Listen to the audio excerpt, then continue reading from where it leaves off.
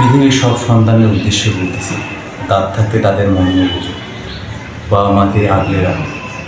তারা যদি রাগারাগি করে, তাদের উপর রেগে না গিয়ে তাদের বোঝাও, তাদের পাশে থাকো।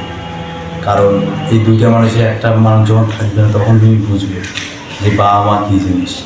সেই জন্য পরীক্ষিত বালা একটা লাইন বলেছিল, তোমায় বুকে জড়িয়ে ধরে কত কষ্টে মানুষ করে, সেই বাবা মার দু চোখে জল তবু যেন না ঝরে।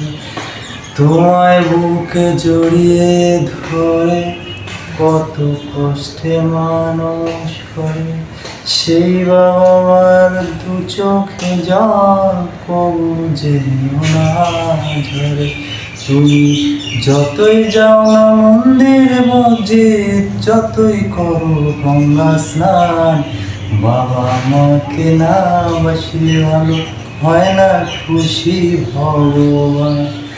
বাবা মাকে না বাসলে ভালো হয় না খুশি ভগবান।